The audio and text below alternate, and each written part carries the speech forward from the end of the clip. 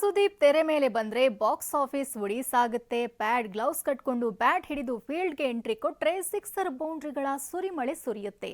Cinema ಕ್ರೀಡೆ ಎರಡರಲ್ಲೂ ಮಿಂಚುವ ಅಭಿನಯ ಚಕ್ರವರ್ತಿ ಈಗ ಮೋಟಾರ್ ಸ್ಪೋರ್ಟ್ಸ್ ಕಡೆ ವಾಲಿದ್ದಾರೆ. ಸಿನಿಮಾ, ಬಿಗ್ ಬಾಸ್, ಕ್ರಿಕೆಟ್ ಅಂತ ಸದಾ ಬ್ಯುಸಿಯಾಗಿರುವ ನಟ ಸುದೀಪ್ ಇದೀಗ ಮೋಟಾರ್ ಸ್ಪೋರ್ಟ್ಸ್ ಲೀಗ್ ಆಗಿರುವ ಇಂಡಿಯನ್ ರೇಸಿಂಗ್ ಫೆಸ್ಟಿವಲ್ನ ಭಾಗವಾಗಿದ್ದಾರೆ. ಕಾರ್ ರೇಸ್ ಪ್ರಪಂಚಕ್ಕೆ ಕಿಚ್ಚ ಕಾಲಿಟ್ಟಿರೋದು ಕ್ರೀಡಾಪಟುವಾಗಿ ಅಲ್ಲ, ಬದಲಾಗಿ ಮಾಲೀಕನಾಗಿ.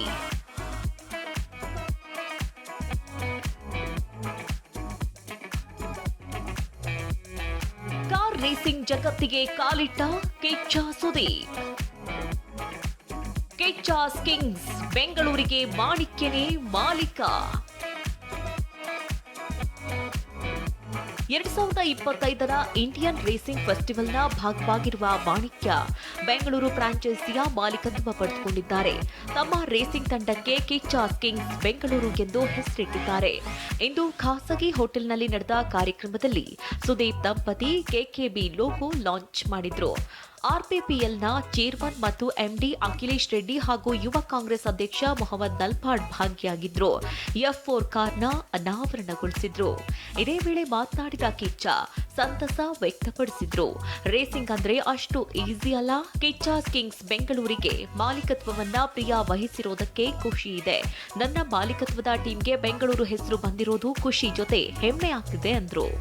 Circuits ಅಂತಂದ್ರೆ just cars and roads ಅಲ್ಲ, there is so much of engineering even on the road level. forget the technicalities behind the vehicle. ಅದನ್ನೆಲ್ಲ ಕೇಳೋದಕ್ಕೆ ಬಹಳ ಖುಷಿ ಆಗ್ತಾ ಇತ್ತು ನನಗೆ. and ಆ discussion ಕೂತ್ಕೊಂಡಾಗ್ಲೂ I didn't really know that we going to be a part of this in such a huge way. ಯಾವತ್ತೋ ಒಂದು ದಿವಸ ನನ್ನ ಟೀಮಿಗೆ ಕೂಡ, ನಾವು ತಗೊಳ್ಳೋ ಟೀಮಿಗೆ ಕೂಡ ಒಂದು ಬೆಂಗಳೂರು ಅಂತ ಹೆಸರು ಬರುತ್ತೆ ಅಂತ ಅನ್ಕೊಂಡಿರಲ್ಲ. I am very very happy that.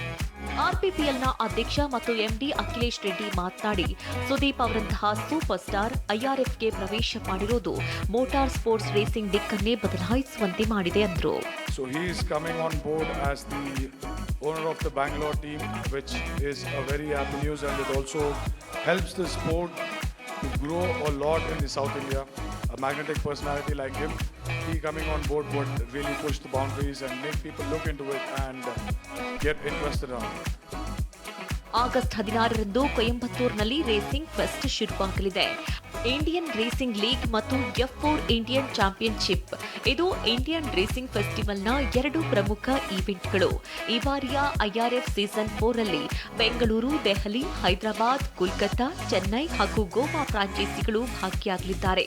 Kichcha Sudeep ಜೊತೆಗೆ ಜಾನ್ ಅಬ್ರಹಾಂ, ಸೌರವ್ ಗಂಗೂಲಿ, ಅರ್ಜುನ್ ಕಪೂರ್, ಅಕ್ಕಿನೇನಿ ನಾಗಚೈತನ್ಯ ಮಾಲೀಕತ್ವದ ಟೀಮ್ಗಳು ಕೂಡ ರೇಸ್ಗೆ ಇಳಿಯಲಿವೆ.